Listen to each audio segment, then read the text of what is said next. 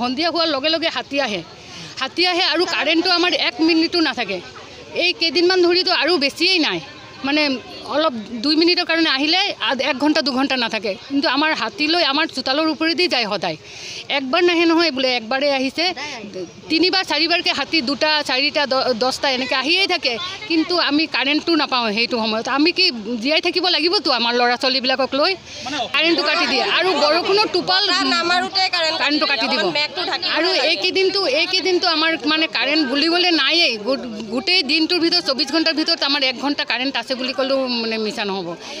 দিয়ে আৰু লগে লগে কাটি দিব। আহোঁতে বহুত দেৰি কৰিব, নিদিয়ে কাৰেণ্টটো। এতিয়া সুধিব আহিছে, কৈছে গছ পৰে বোলে। সেইটো গোটেই ৰাতি কাৰেণ্ট নাথাকে, গছ কাটি ৰাতিপুৱা 5টা বজাত কি গছ কাটি চফা কৰে নেকি? ৰাতিপুৱা 5টা বজাত আধা ঘণ্টাৰ কাৰণে কাৰেণ্টটো দি দিয়ে। গাফিলতি কৰিছেতো। আৰু আমাৰ লাইন নাথাকে, ৰাতিপুৱা 4:30টা 5টা বজাত তেতিয়া বিলটো আহোঁতেতো পুৰা বিলটো আমাৰ দিব লাগে, দি দিব, বেছিকৈ দি দিয়ে। কিন্তু আমাৰ কাৰেণ্ট নাথাকিলে বিলটো কেনেকৈ আহে? আৰু ছাৰহঁতে এতিয়া এচিৰ তলত বহি আছে, কেনেকৈ গম নাপায়? আমাৰ চবতকৈ বেছি প্ৰব্লেম হৈছে আমাৰ ঘৰত হাতী সোমাই যে সন্ধিয়াৰ পিছৰ পৰা, সেইটো বেছি অসুবিধা আমাৰ। কাৰেণ্টটো লাগেই, চবকে লাগে গৰমৰ কাৰণে। আমাৰ ল'ৰা ছোৱালীলৈ আমাৰতো কিবা এটা কৰিব লাগিব, তেতিয়াতো আমি বেলেগ ব্যৱস্থা ল'বই লাগিব। ছাৰহঁতে যদি ইমান কি ব্যৱস্থা ল'ম, এতিয়া আমি চবৰ লগত আলোচনা কৰি ল'ব লাগিবতো। আমি কিবা লোৱাৰ সময়তো বিলৰ কাগজটো 2 তাৰিখৰ পৰা 3 তাৰিখৰ ভিতৰলৈকে গুচিয়ে যায়। তেতিয়াতো চবৰ লগত অলপ আলোচনা কৰি বেলেগ কিবা এটা ব্যৱস্থা ল'বই লাগিব যদি আমাৰ এনেকৈ সমস্যা হৈ থাকে। হাতীৰ কথাটো বেছি সমস্যা আমাৰ।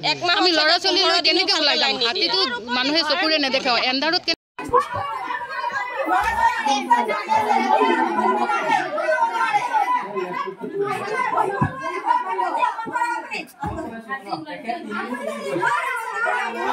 মাটি ঘৰিয়ালডুবিৰ অৱস্থাটো বহুতেই বেয়া।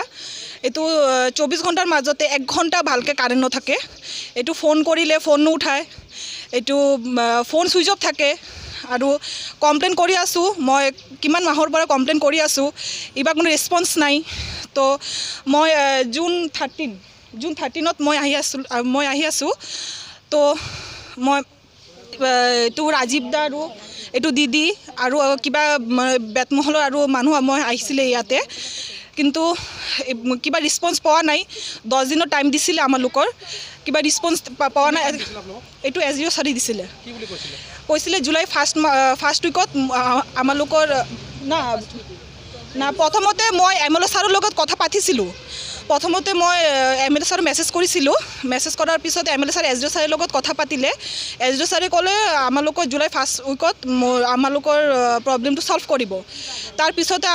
তাৰ পিছতে কোনো ৰেছপন্স নাই। এইটো অহাৰ পিছতে আমালোকক কৈছে যে 10 দিনৰ ভিতৰত আমালোকৰ প্ৰব্লেমটো ছল্ভ কৰিব, কিন্তু কৰা নাই। এইটো আজি মই আহিছোঁ।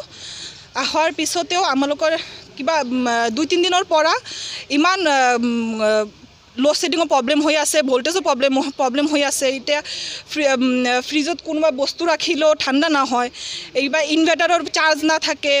এতিয়া সৰু ল'ৰা ছোৱালীবিলাকক পঢ়িব দিগদাৰ হৈ আছে, মানে বহুত প্ৰব্লেম হৈ আছে। তেতিয়া ফোন নুঠায়, ফোন ৰিচিভ নকৰে। মোৰ মোবাইলত আছে, ফোন ৰিচিভ নকৰে। এতিয়া আমালোকৰ লাইনমেন আছে আমালোকৰ এৰিয়া, শংকৰ মিত্ৰ দাক মই বহুতবাৰ ফোন কৰিছিলোঁ, এতিয়া ফোন নুঠায়। এতিয়া মই খটখটি পাহাৰত ফোন কৰিছোঁ, একবাৰ কি 2বাৰ উঠাইছে, তাৰপিছতে ফোন ছুইচ অফ, ফোন নুঠায়।